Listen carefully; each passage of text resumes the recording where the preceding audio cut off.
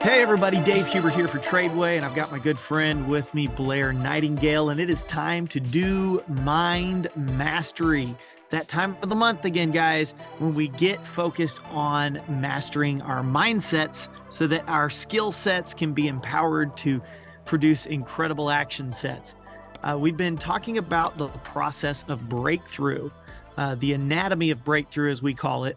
And we started off with pain, and we talked about how pain is designed to get us to stop. Stop what? Whatever we are currently doing. It can be designed to get us to stop something good. It can be designed to get us to stop something bad.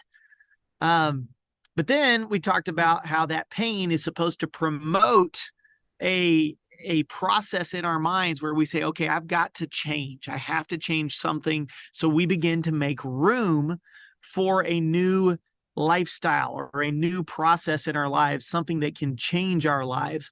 And so that's what we talked about last month, was making room. Today, our goal is to talk about seeking empowerment. And empowerment can come from a couple of different things. Empowerment means one, or really rather two things in particular, but those two things kind of go together. I'll show you what I mean here. Here's what empowerment means. If you go and just look it up in the dictionary, it means A, authority or power given to someone to do something. All right. So I want you to think of basically like a prince or a princess, right? God has not given us a spirit of fear, but of what? Power and of love and of sound mind. The spirit of power enables us and gives us the authority to act within a spirit of love and exercise self-control. That's what sound mind is. And the process, or the authority and power that Holy Spirit gives us, think of it like being a prince or a princess. They already have power. They have this position of power because they are a prince or a princess, but they may not yet have the knowledge or the strength or the confidence to step into that power, right? And so there's this process outside of positional power where experiential power becomes very important. The process of becoming, this is, by the way, the second definition of empowerment, the process of becoming stronger and more confident, especially in controlling one's life and claiming one's rights. Notice how it says claiming one's rights. If you claim a right, you can only do so if the right already exists, right? And so for a prince or a princess, they already have a right to a throne, right? They've already got a position of power positionally, but they don't have power experientially yet. And so what we find is that they have to go through a process in which they are trained up by kings and queens and noblemen who begin to teach them how to rule in the authority that they have already received as princes or princesses. So that's the process that Blair and I are hoping to talk about today. We, as children of God, we already have positions of power. We already have the spirit of power in our lives, but we go through a process that is designed to increase our strength, our confidence, and our ability to claim the power that God has already put inside of us and to step into that position. Think of what happens if a prince or a princess is forced to take the throne at a very early age. They are already perceived by their people and sometimes by their enemies as being weak. Why? Because they've not yet gone through a process of training because they're still young. So what we're going to be talking about today is, what does that process look like? The process of seeking empowerment. We already have empowerment from the Holy Spirit, but how do we manifest that empowerment? How do we act it out? What does that process look like? What are some of the pitfalls that can keep us from stepping into that power? And what should we do to claim that power?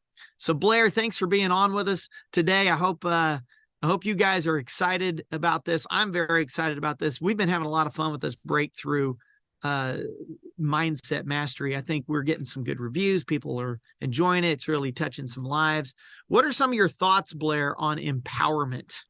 I'm over here in the background, Dave, just getting some empowerment here as you're starting this off today. Yeah, I think the first thing for me is just we went over this the first session we did as we've begun to look at these stages. But let me go ahead and just read this from what Dave and I originally wrote down and created for this whole system. Mm-hmm. Seeking empowerment. I ask for and get help with what I want to do about what I've come to see. Well, what did I come to see? Well, that was our last two sessions, right? I've come into a place of vision. I'm seeing something, feeling something, recognizing something, admitting something. And that's the first part of the breakthrough. But now I'm actually going to ask for, look for, get help, right? It's really even just beginning to look. Okay, I'll continue on. It's very brief. Until you get fruit, right? The point from beginning to see to getting fruit is a process. So in this stage, I begin to ask for help so that I can build my faith and build my strength as I pursue that fruit. Okay, seeking empowerment helps strengthen the identity. Dave just gave us a bit more of a practical look at that. Strengthen the identity, right? Mm-hmm. You don't know what you know, right? You know what you actually implement. I was going to say implement. You really know what you implement, not just what you can repeat, right? This is the old thing, right, where the Jewish model of learning was, I will show you, and when you can do it, I know you've learned. The Greek model is much more, I will repeat the information to you, and when you can repeat the information back to me, then you've learned it, right? This is completely different. So seeking empowerment helps strengthen the identity. All that to say, we live out the identity, right? We activate the identity. A lot of us have great theology in the head, memorization. We know the right answers, but of course, we all want to live out of that identity. And that really, that's a lot of what this whole series has been about is, where are these places where I know I'm called to more, made for more, long for more, and I'm learning how to step into that. It may be out of pain, it may be into promise, right? They both happen at the same time, by the way, but you may be fixated on one more than the other, depending on where you're at. But this is meant to strengthen you, bring clarity to the process of what is happening, where do I need to go, what do I need to do, and of course, it provides the motivation for the next step, which we'll talk about next time, which is the point of meaningful action.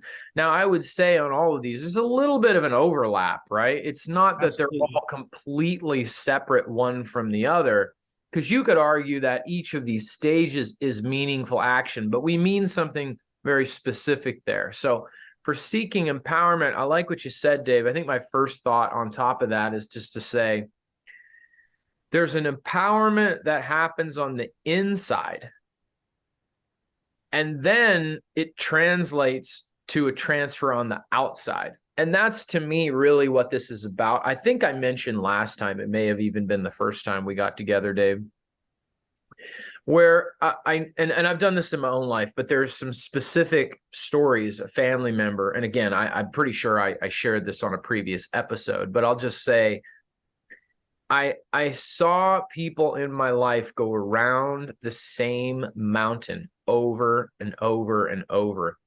It wasn't that the first two stages that we've covered hadn't happened for them. You know, there was certainly pain recognition. There was a verbal willingness to make some space, but it broke down when they never actually sought empowerment. And you could argue that there maybe wasn't a full willingness to surrender there. This is where it shows up. But not going and saying, all right, I'm not going to try to figure this all out on my own. And that, to me, is a big part of what this means this week. I'm not going to try to figure things out on my own. Here's a tricky thing, I think, for Christians. You know, I have learned that some things in the kingdom you could say, hey, scriptural, right? God wants to bring us into freedom, right?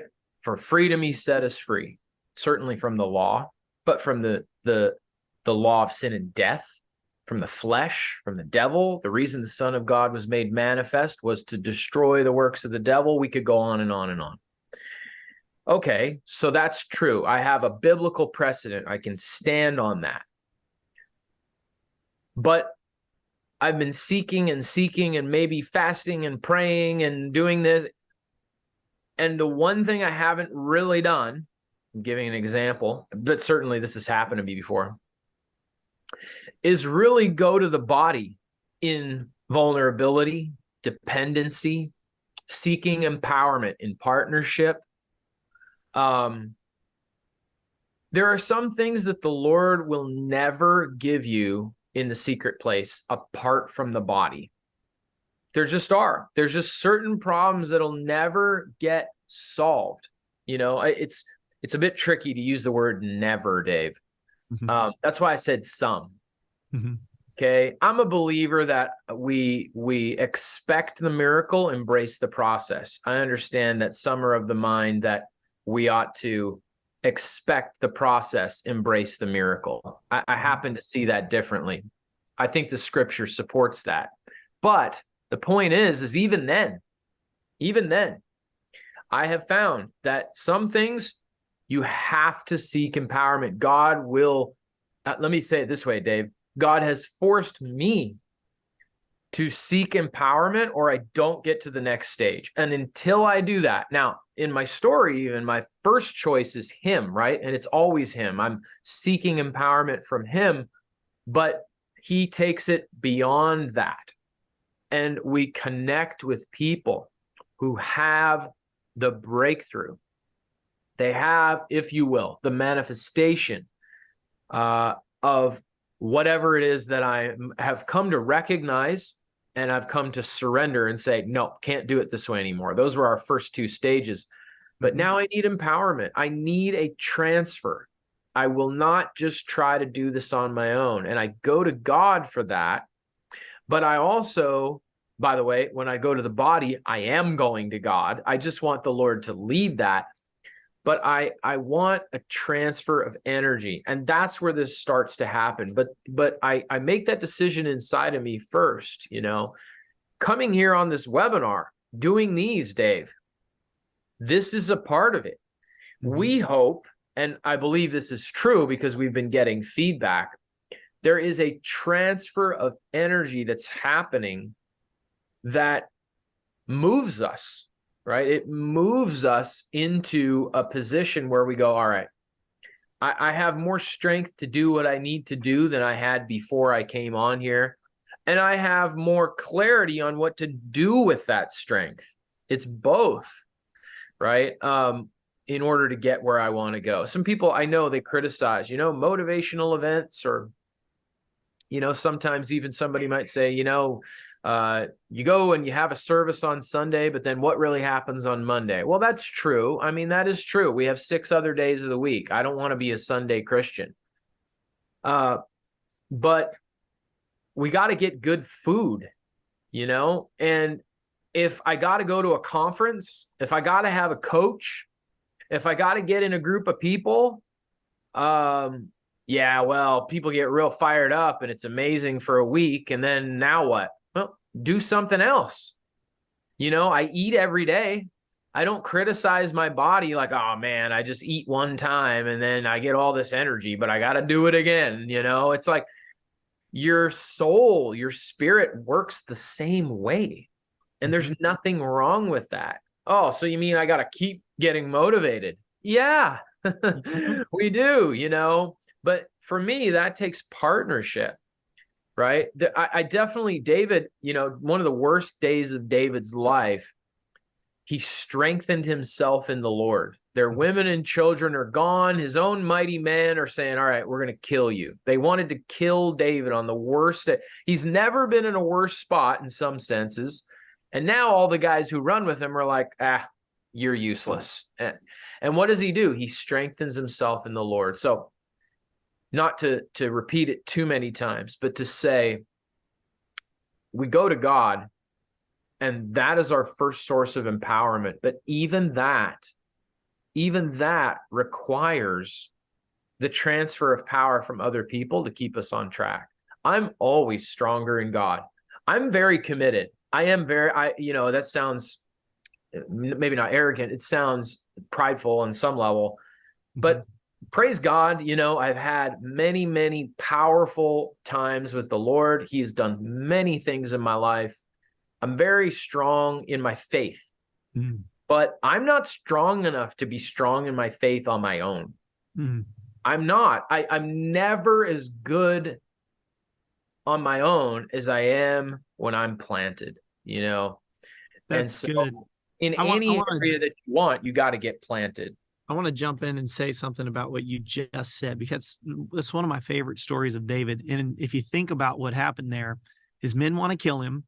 He strengthens himself in the Lord. And when he's asking God, should I pursue, right? Should I pursue? And if I pursue, will I win? Is essentially what he's asking. Will I recover all? Yes. And God says, yes, pursue and you will recover all. But David doesn't just go, all right, I'm on my own. I'm going to go attack. What happens next? He gets those same men to go with him. Right. Right. So he gets the strength from the Lord, but that is then transferred in the body, and the body goes out. And yes, some of them can make it. Some of them can't. They come to a river. Some of them are like, I'm done. I can't make it. He takes fewer men with him, but he does still have the body with him. And he ends up going, pursuing, recovering all, and coming back with more than what he started with.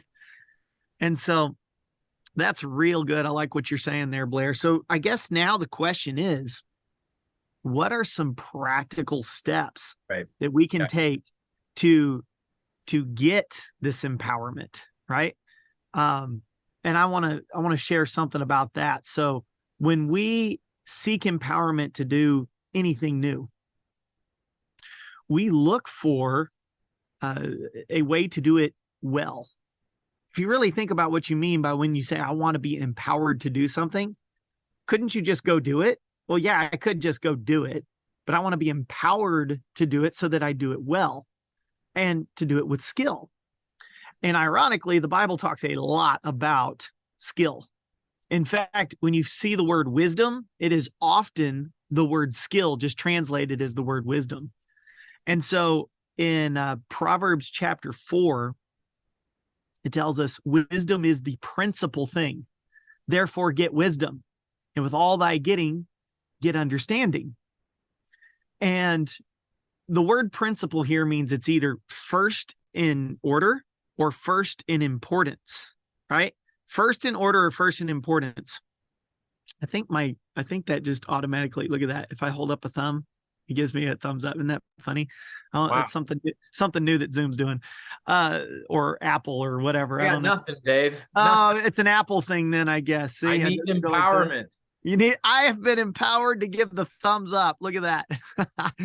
So wisdom is first in importance. I'm going to do it with a finger here. And first in order. And you might go, okay, so if wisdom means skills, doing something with skill, how can that come first?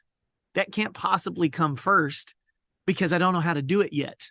But what most people don't realize is that skill doesn't come from within. This word wisdom that's often used in scripture, it doesn't come from within us. It comes from an outside source. That's why the Bible tells us, if any of you lack wisdom, let him ask of God, who gives it liberally and without upbraiding. And so it says here in Proverbs 4, wisdom is the principal thing. It's the first in importance and the first in order. So how do I get it first? Well, we get the answer to that if we keep reading. It says, therefore get wisdom, and with all thy getting, get understanding. The word get means to acquire at a cost. Well, get or acquire at a cost means that there is a purchase that happens. Now, you can purchase things with money. You can purchase things with time. You can purchase things with effort. You can purchase things with sacrifice, right? So essentially, It could be a combination of all those things. But the key point here is that to receive empowerment, you're going to have to give up something else, which kind of goes back to the making room, right? Yes. You've got to let go of preconceived notions. You've got to let go of false beliefs, and you've got to let go of, in some cases, money, time, effort, right? And so we do that in the form of a mentor. Proverbs 24, so go 20 chapters forward, verse 3 starts off, says, through wisdom a house is builded, right? So by skill a house is built, and by understanding it is established, and by knowledge shall thy chambers be filled with all pleasant and precious riches. Blair, I just finished building a house. Katie and I are in our dream home now. It's really awesome. That's not where I'm broadcasting from. I'm at my sister's in Virginia waiting on a baby. I hope a baby is born soon. I'm supposed to get a new nephew. But back home, we've got our dream house built, and we're super excited. You got to come over and see it, Blair. I say that I built a house, but I never picked up a hammer. See, the skill came from someone else. I purchased skill. I sought empowerment by getting a mentor, in a sense. I got a general contractor, and I had him use his skill to build the house, right? And so through his skill, the house was built. But in that process, I began to get a greater understanding of how a house is built by watching the master at work, so to speak, right? And then by watching the master at work, I'm able to go, okay, now I understand the process. I can actually make the house more me. I can change some things about the blueprints because now I understand the process. And so I went through a bit of a process with my general contractor and said, how can we make this more our style house? And I began to learn through that understanding how to establish the house, how to make it more our type of house. And then also I could ask him, hey, Josh, is there a way I can save some money? And he'd say, yeah, you can get these same windows, just a different brand, exact same windows. It'll cost you less because you're not paying for the brand name. Same windows, same quality, everything. And so what does that mean? By knowledge, his knowledge that I received, my chambers were filled with pleasant and precious riches. You see, so it's a very practical look at what wisdom is and how to get it. But what was that for me? That was an empowerment to build a dream house. So through that process, by gaining skill from someone else, I began to understand the process of building a house. If I ever were to build another house, I know what I'd do differently. I have gained a skill that I never had before, but that skill didn't come from within me. It didn't come from me going, all right, trial and error, let's go build a whole bunch of houses. You could do that. That's another form of sacrifice, right? But by paying for mentorship or paying for someone else's skill to come in and say, here's how you do it, now go do it, right? I have that transfer of power from the master to the student. And I also took martial arts growing up, Blair. And one of the very first things my sensei told me was, you don't know a thing until you can do it. It's very much like the Jewish belief there, right? You don't know a thing until you can do it. And so he would tell me how to do it, and then I would do it. But then he said, you don't know a thing, you can't do a thing until you can teach me how to do it. And so then he flipped the script and made me start to think from a totally different perspective. That transfer of power from someone who really knew what it meant to do something happened in a lot of different areas in my life, but in those particular areas, it was very powerful. That transfer of power was better than what I expected because I had someone who knew the process to go through, and he could cut out all the fat and say, don't do this, do that, you know? And it saved me time. It saved me money. It saved me effort, saved me sacrifice. Having a mentor is so important. You know, Joshua was mentored by Moses. Right. But we don't have record of Joshua mentoring someone else. And once Joshua died, the Israelites, they ended up one generation later serving other gods. There's a transfer. If I gave this whole stage, okay, this is where we go, there's a transfer. It's not to say that couldn't have happened in pain recognition or willingness to surrender. But really in the first two, there's something happening in you. Now, that may be the result of a transfer. Perhaps Dave and I talking about those first two stages, you went, oh my goodness, yeah, I'm recognizing some areas in my life that it can't stay that way. It just can't. Maybe you came and you already had that in mind, but you didn't have a willingness to make space. Or maybe that willingness to make space expanded. But that was really happening in you. And now, as you're talking, Dave, I can think back, guys, I've told a little of my testimony here before, but I didn't get saved until I was just 21, just barely 21. And I'm 39 now. And I grew up in a broken city, a broken home. As a young man in my late teens, I memorized that scripture where Paul says, I was a blasphemer, a persecutor, and a violent man. Well, that was me.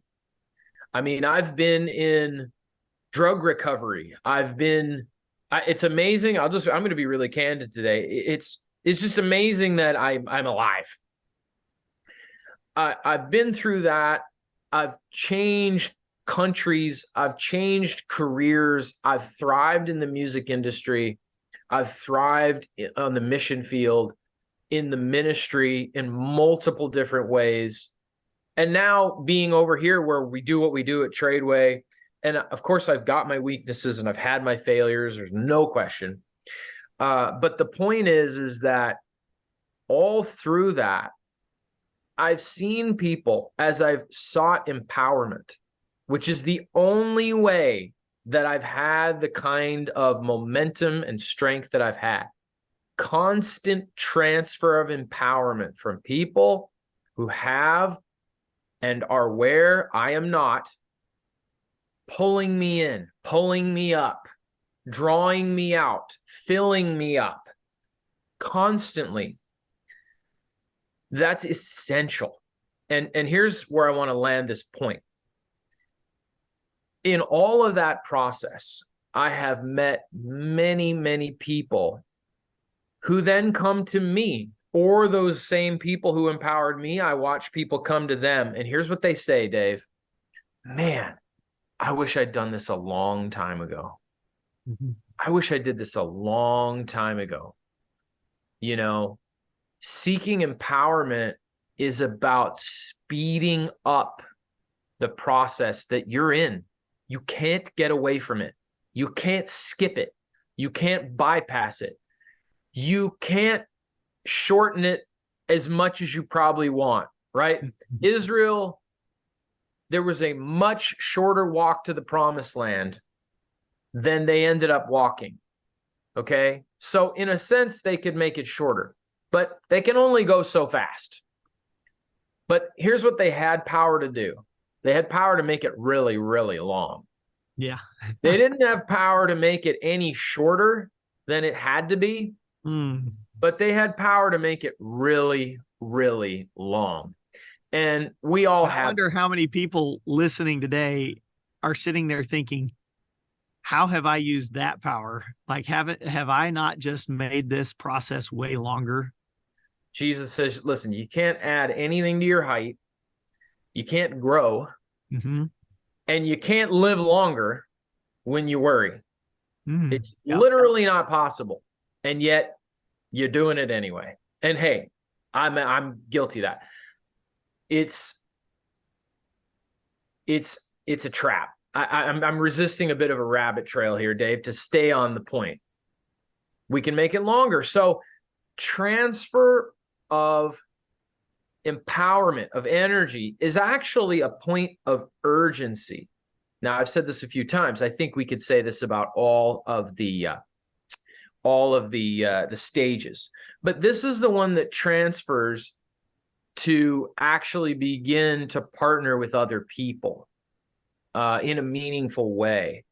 And what that looks like really comes up in the next stage, but beginning to seek empowerment. So here's a practical, Dave. You mentioned the practical, which is so important because all of these can be so, sort of ethereal. Mm-hmm. First of all, when I review the first two stages: pain recognition and willingness to surrender. Okay. The pain recognition is, and I'll say it, I internally recognize and accept that I'm hurting myself or others, and I'm losing or going without something I value and could have. Okay, so what is it? Write it down. What is it? Now, who knows more about that than you? Who has a position in that? We're not talking envy. We're not talking jealousy. We're talking who has that position, and I want that. And unapologetically, I'm going to say, I want that. Mm-hmm. Who can build the house? Who knows how to build the house? Like Who the prince is going to the king, right? I'm going to go and learn how to be a king because someday I'll be a king, right? Yes. I got to say, Dave, so I mentioned, I'll say this quick. I mentioned music industry, and when I was really playing, this is in 2008 is when I ultimately left. I got you. And, we had physical CDs, and we had, you needed trucks to drive your stuff all over the country, or it wasn't in the stores. And this is just how it worked, and you remember, Dave, we had physical copies of things, and you had to, what is possible today, now that I'm getting back into that industry and that realm. I had a Zoom. It looked just like you and I are doing right now with all you folks out there. I had a Zoom the other day with one of the most prominent guitar players in the world, and that happened because the what's the word I'm looking for? Right now, I'm going to tell everybody out there, your access to partnership and transfer of energy has never been greater on the planet Earth, because people who know how to get you where you want to go are available like that. Mm-hmm. Like that. It's not always free. Okay. Free's overrated, because I want value. I want quality. I get coaches too. I have actually plenty of coaches, and it's literally a time like no other. So seeking empowerment, or I might add, this is a practical too. Not every coach I meet is online, right? Some of them are local. I'm here in Dallas. I can find them easier. I can vet them easier, right? I can compare them easier than ever before. So what I want to say is that it does take a little bit of action on your part here, where we're not just gathering internal information. Now we're taking some action. We're moving to that. But man, I'll tell you what, we can absorb information, energy, partnership like never before, And that should give us a tremendous amount of excitement, of hope, of confidence, because we now aren't going to be doing this breakthrough on our own, right? And we don't have to say, oh, I made it longer. See, here's something I've heard this year, Dave, because we say this at our Trade Surge events all the time. We teach people, I'll just take a simple one: put option insurance, IRA insurance, 401k insurance. There's insurance. It's literally what it was created for. I had a guy this weekend in Kansas City. He said, this is just hard to believe.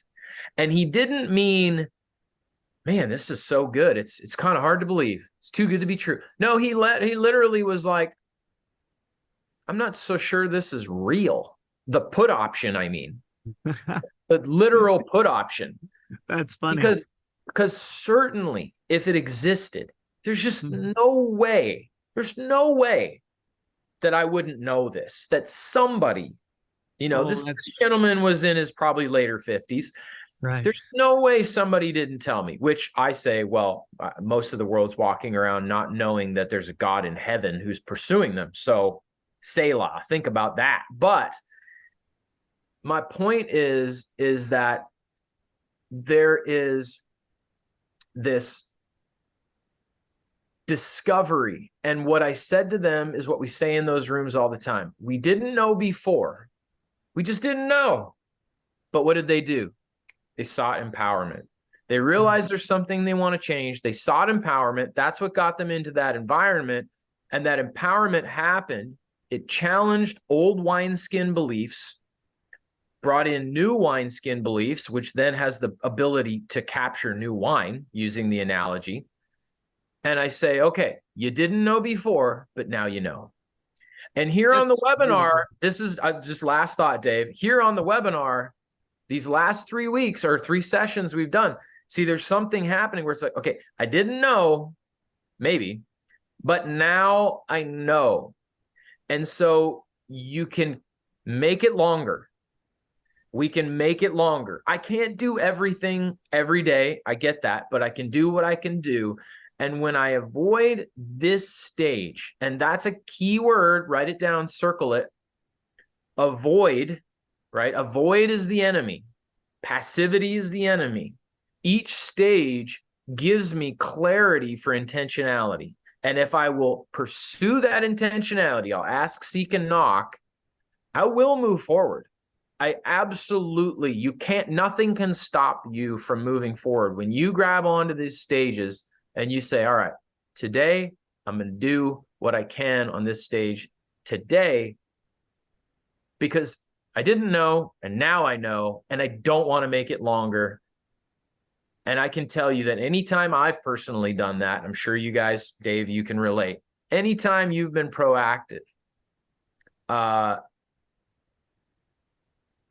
it's paid dividends in years to come. It's so true. And you bring out a very practical trap there, Blair, and that is, if it's something that we just never thought we'd ever know, right? Like, let's say I had an opportunity to go and learn from one of the world's greatest guitarists, right? Like you said, you've had an opportunity to learn from. Well, I mean, I've never been in the music realm like you have.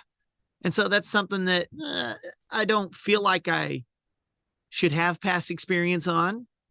I shouldn't have known, right? So if I have an opportunity to go learn from someone like that, I'd be all gung-ho and, yeah, guess what I get to do? And I'd be telling people I get to do this. And I'd be excited and proud of the fact that I have an opportunity to partner with someone, right? But what if it was about something I should have known? What if it was about something that people may have already assumed that I knew? People already thought I was good at, and I wasn't. Now there's a trap, because like that individual you're talking about, well, if this existed, this put option, I would have already known about it. I should have already known about it. And in order to get to the point where he gets to partner with you and learn about the put option, he has to admit what seems to him like a past failure. Like, this is something I should have known about, right? And that is what Satan will use to keep you from partnering with other people. True, yeah. I should have already known this, and it's kind of embarrassing that I don't know. And so I'd rather just say it's not real and push it away, right? So that's one trap. Another trap, this is kind of a different topic here a little bit. Another trap is you go ahead and make the commitment to get some kind of mentorship. And with that, like you said, Blair, often comes a cost. Maybe it's time, maybe it's money, maybe it's energy, something you've got to give up. Maybe you have to make room in your life. You have to sacrifice watching Netflix to go and do something else, right? You have to sacrifice something in your life to get to this new thing. And maybe you say, okay, I'm going to do it. I'm going to make the sacrifice. And the trap then becomes, well, you made the sacrifice. You paid the money. So you did it. And you have the power. You made the sacrifice. You went to the class. You got the course. You did the webinar. You went through the training. And now you have the power. But do you really have the power if that power is not applied? Which is really where we'll go with this next month, right? When we talk about taking meaningful action, because the trap that so many people fall to when they finally get to the point in their pain recognition that they say, all right, I'm going to yield. I'm going to submit. and I'm going to seek empowerment. Once they find someone, that giant killer that they want to hang out with, sometimes they get stuck hanging out with the giant killer and they never pick up the rocks to kill the giants themselves. True. It's true. Yes. Yeah. It almost becomes that the breakthrough now is just being around that person, and it doesn't, it doesn't actually translate. And I've definitely seen that. I've seen that. Very interesting. You know, I think there's a saying I heard from a mentor once. He said, Blair, the difference between people who do something and people who don't do something are that the people who do something do something. The difference between those who do and don't do something is that the ones who do something. And you'd be surprised, maybe, folks. Okay, maybe not. Maybe you know this already, but you'd be surprised how many people win because they do something.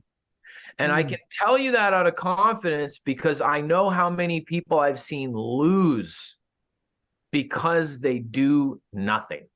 Now, nobody does nothing. But what I mean by that is they do the same thing again. Here's something I'll throw in, and I feel like this is going to be, I hope, freeing for some people, because you just hit on a couple of traps, Dave, that I think are, if you have to be right, then you can't learn. Because if you learn, there's something you didn't know, you might be wrong, can't learn. And Dave and I, you can imagine, we work with a lot of people around finances, and that hits the heart, that hits the ego for a lot of people. And it's like, I'd rather be stifled in some sense. Now, obviously, people are free to do whatever they want, but to say, I don't want to grow at all. I do. I want the end result, but I don't want to grow because I have to embrace something in myself. I think that's really important. There's those ways that the enemy does use that against us.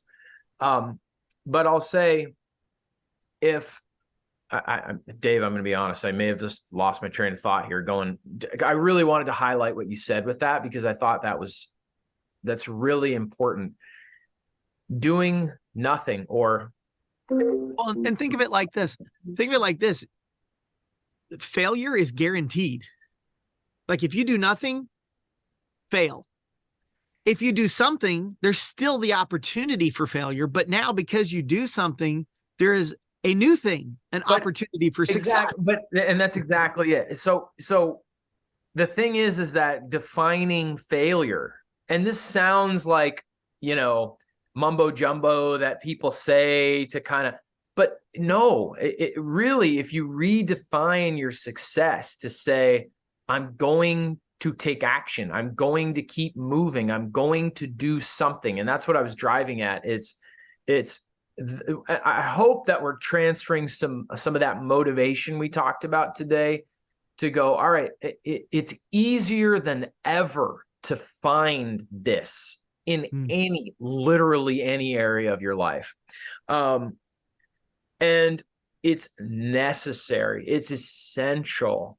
And the only way we fail, the only way we lose, is if we just surrender and do the same thing. And I think that's where the enemy burns people out. I think that's where the enemy creates despair and hopelessness. I've said for years, perseverance without partnership leads to disempowerment, because we get worn down when we don't give up, Dave. We persevere. We just don't give up. I'm just going to keep going. And we're going to maybe, just say someday, somehow, some way, something. And God is good. And, these true statements, but also, and I'll just say it plainly, religious platitudes on some level, when we're just saying things, but there's actually a step forward that the Lord would lead us into taking. And it turns into despair. Hope deferred makes the heart sick. And that's what's so important about this. And when I go back and look at how I've seen this play out in my own life and really in people around me, it's trying to circumvent this step in some way.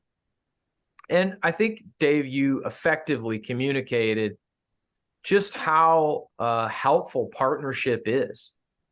If we can get past vulnerability, inconvenience, investment, those are all parts of it. It's just a reality. And we get to choose how and when and what that looks like for us. But winners, people who win. I don't just mean your Instagram,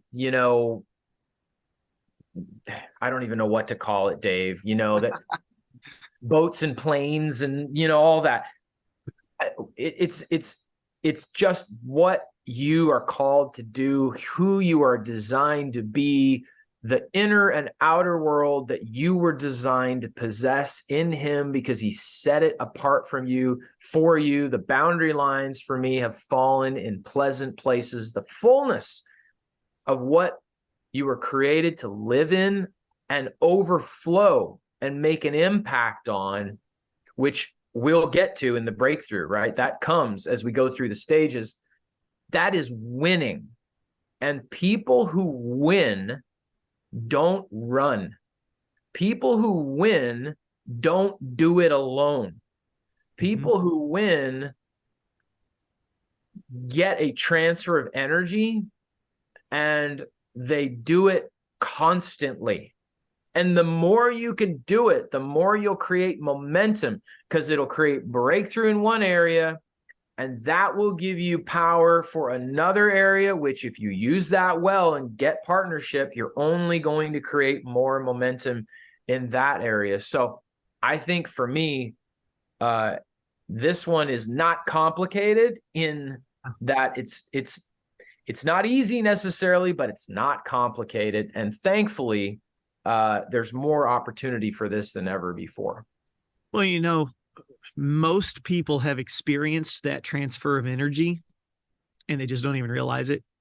A lot of people experience it on a pretty grand scale. Anytime you go to, let's say, a concert, right? Like you just talked about being in the music industry. If you go to a concert, you experience a transfer of energy from a collective group. And the bigger the crowd, the bigger the transfer of energy seems to be, right? And so why would we try to do anything with a smaller crowd, with a smaller group, and make our circle tiny, and maybe even just draw the circle around ourselves and be alone, when in fact you get more energy the more partnership you have, the more people that you surround yourself with that have the same goal or the same vision. Just like being at a concert, everybody is all about enjoying the music and getting all excited about whatever the singer on stage is doing, right? If you partner with a group who is excited about learning about finances, learning about family relationships, learning about overcoming sin, you name it, whatever that group is singularly focused on, the larger the group, the more energy transfer you will experience. And so that means you have an opportunity to say, okay, going it alone is just too much work. It's way too much work. It's way too hard. I'd rather make it easier and get that transfer of energy and get someone to help me through it. The traps are, I can do it on my own, or I should do it on my own. There I am thumbs upping again, right? I can do it on my own. I should do it on my own. I have to do it on my own. I want to do it on my own. I mean, all of those are traps because you were not designed to work alone. What did God say about man? It is not man that he should be, it is not good that man should be alone, right? And he gave him a partner in life. So you were designed for partnership. If you want to achieve anything in life, you've got to have partnership. If you really want to take some meaningful action, partnership will help. We glorify the idea of the self-made millionaire here in America. The self-made millionaire happens to be the person who partnered better and faster than anyone else. And you can ask any of them that is the case. But Blair, you're muted here. You're muted. But I just said that's exactly right. Yeah. Yeah, Yeah. So, okay. Well, I know that you've got to get to a prayer meeting at 1 p.m., right? Are you leading that today? I will be. Yes. Yeah. Cool. Well, 1 p.m. if there are Central. any other things you want to drop on us before we call it quits for today's Mind Mastery? Well, I think just to tie a bow on it, we're going, all right. I mean, it's just pretty, I think on some levels you can see the logical progression here, right? Um, we're just giving language to something that anybody on this webinar in one area or another probably, in fact, I would say certainly walked through. You just recognize something that's got to change, right? Yeah. But you transferred from there to a really big spot in the process where you said, all right, I'm actually willing to make some space in my life. Something's going out, so there's space for something new to come in, internally, externally. And that's huge, because pain recognition and not being okay with it being in your life. There's a scripture where it says that Israel put the Canaanites to forced labor, but they did not utterly drive them out. We'll let them live here. They can camp. I mean, they're going to poison us in certain ways. They're going to pull us away from the Father. They might attack us from time to time, but mostly we're in control and we can live this way. It's not really what God has for us. It's not really how it was supposed to be, but we can manage them. Okay. Willingness to surrender to make space is like, you know what? I don't want to manage anymore. I'm not managing. I'm not managing giving up that thing I know I was born to do. I'm not managing living with that thing I know I'm not here to live with. I'm not okay not making an impact on that thing that I'm so passionate about. In fact, that's probably from the Lord, right? That's what's happened here. And now we're going, okay, I'm getting serious. Now I'm really getting serious. I'm going to start doing something. Okay, I'm actually going to do something with those first. But before I go out and start making a strategy and a plan, I'm recognizing this is the crux of this. This is why seeking empowerment is not the same as point of meaningful action, even though each one is in its own way a point of meaningful action. We've separated the two because before I ever go and try this next new whatever thing, I have partnership, I have covering, I have empowerment. Empowerment is getting power. I'd rather do something from a place of power, right, than just from a place of need and want. Need and want can be motivating, but I want power because I want to win, and I want to do so faster. Less mistakes, less cost, less damage, less baggage, less, right? So that's the idea here. So we do seeking empowerment first, not because we don't have an idea of what we want to do, because that helps us seek appropriate empowerment, but it's before we really take action. Coaches in your life can help you, even if they're not necessarily, you may be engaging a process that is specific to something in your life.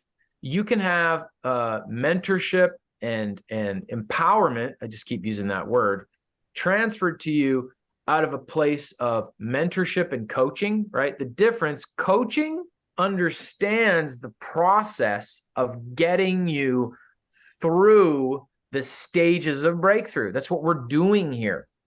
Mentorship can go to a point where I've got specialized mentorship. They're not experts necessarily at breakthrough, hopefully. They're not necessarily experts at understanding what accelerates and demotivates a person, a process, okay? They're not necessarily that. That's your coach. Your mentor understands, Dave, I don't know any of that stuff. I just know how to build a house. I built 1,000 houses. I know how to put a house together. Okay. But they're separate. Okay. This is building a house in its own sense. But you may move to a point where you're going, okay, I want something really specialized. So either one, and I would say in my own life, I have both. Both are important, and both accelerate. And that's really, really important. I'll just say one more thing though. There are people in my life that I get empowerment from that I don't necessarily designate them in either of those areas. They're just great people. For example, I have some really great men in my life. They're further along than me. You would say they're above me. We should have people above, beside, and below. Not below in value, but you may be further along. You've got people above, beside, and below. I've got people who are an example. Paul said, consider the outcome of their way of life and imitate them. I've also got peers. I need peers, people who are in it with me. They understand. And I have people that I am transferring to them. Yep. Again, not because I'm better, but because I have strengths they don't have. I've processed they don't have. I've said yes in areas that they've said no. So I have things they don't have. Okay. So this is the difference of the three. But I can find that in a community. I find that in my family. I find that in the church. I'm selective.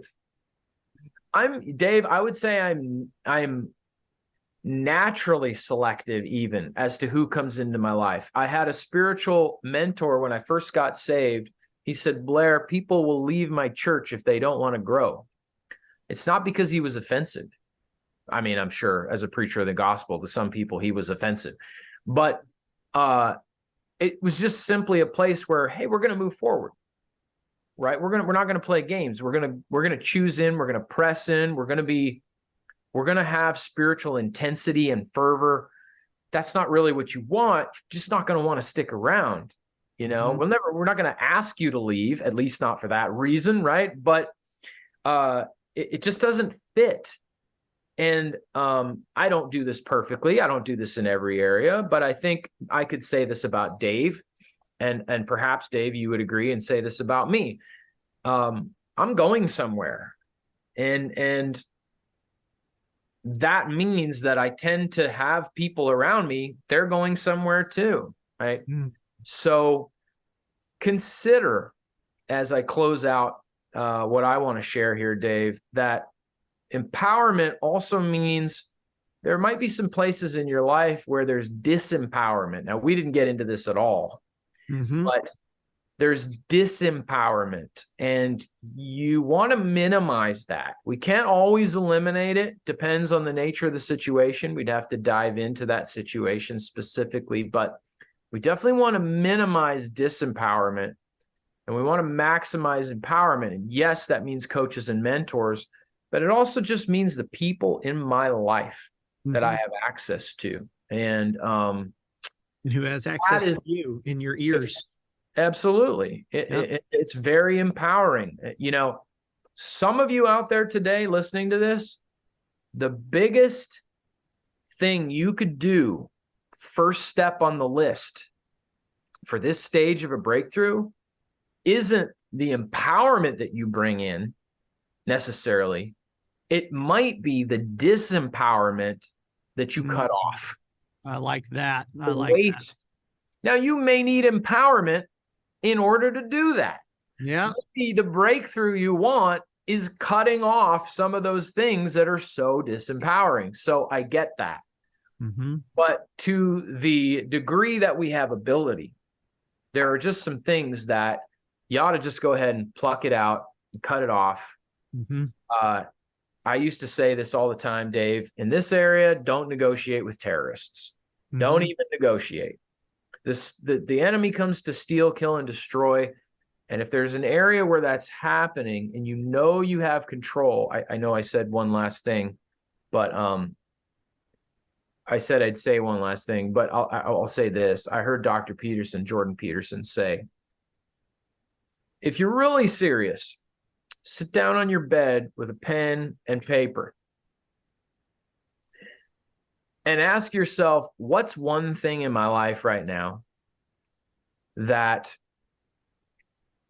I want to change And I know there's at least one thing I could be doing that I'm not doing. Mm. There's just one thing I could be doing that I'm not doing. It's the thing that I know I'm avoiding. I heard a coach say once, "What are you pretending to not know?" Mm-hmm. Oh, I don't know. You do, but you do know. Mm-hmm. You really actually do know.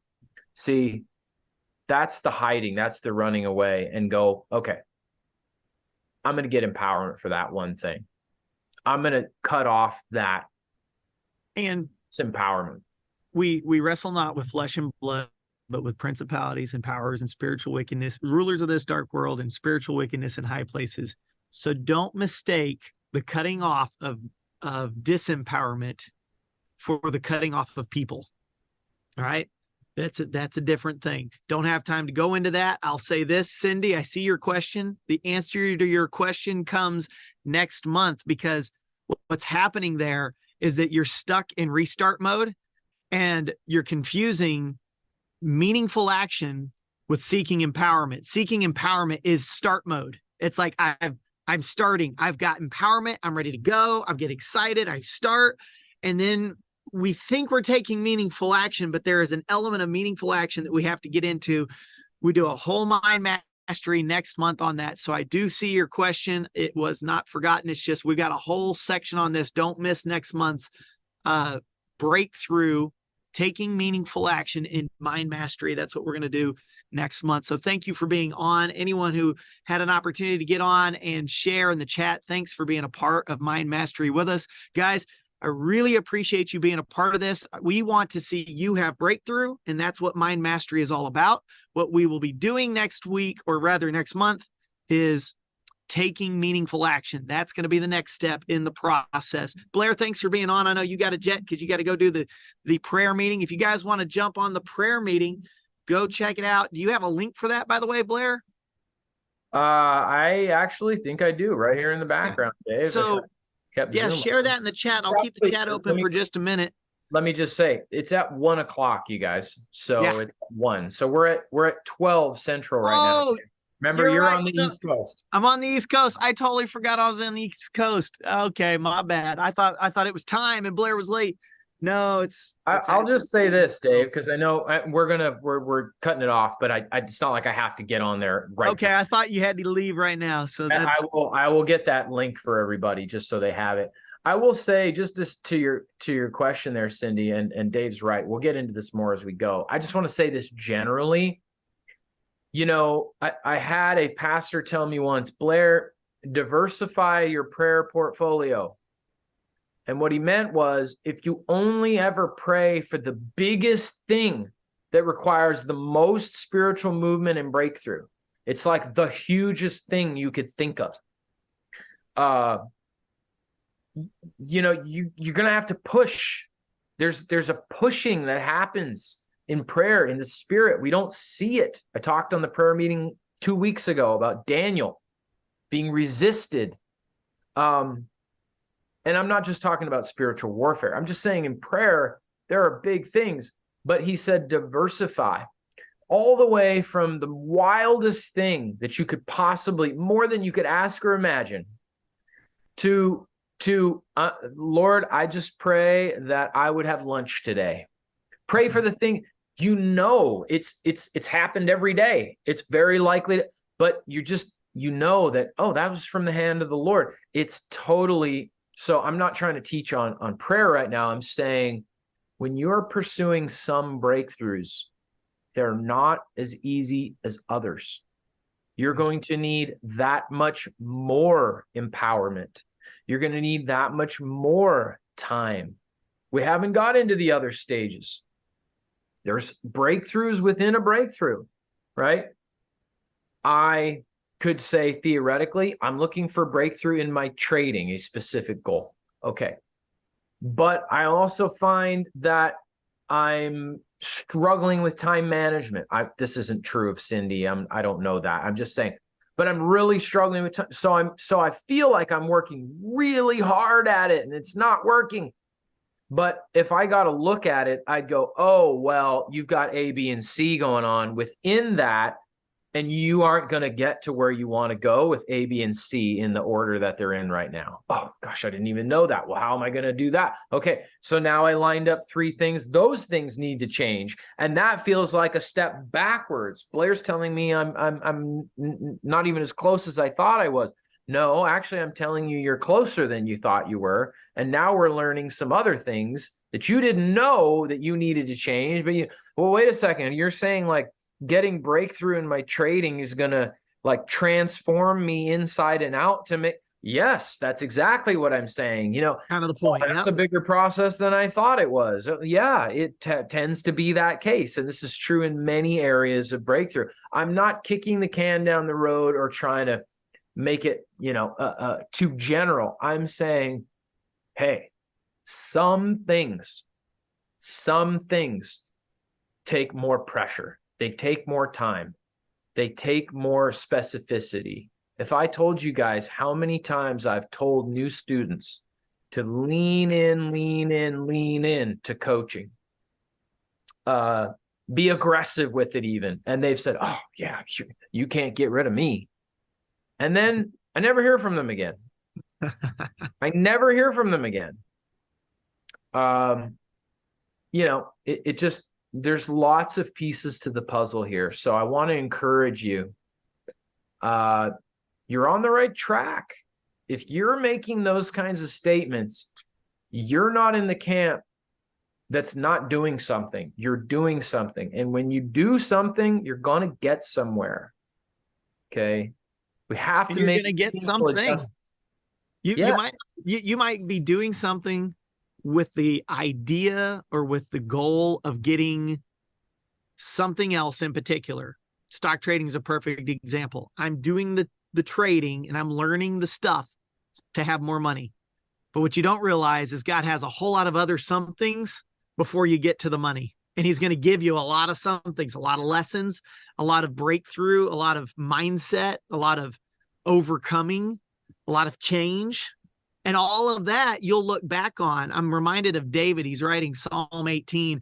And at the very beginning of Psalm 18, it says that he wrote these are the words of David when the Lord gave him rest from all his enemies. So this is later in his life. And what is he doing? He is recounting all the blessings and all the things that God has done for him throughout all that turmoil, right? It's like all of a sudden he looks back. He's finally at the point of rest. I mean, that's probably where he was wanting to get to all along. Right. And he gets there and he goes, look at all that stuff I got on the journey to my rest. Totally. Yeah. So, tell you what, you guys know this, I promise this will literally be the last thing I say, Dave. Life's going fast. And the older you get, the more you kind of, what that, oh, wow. I heard the old timers saying that. Yep.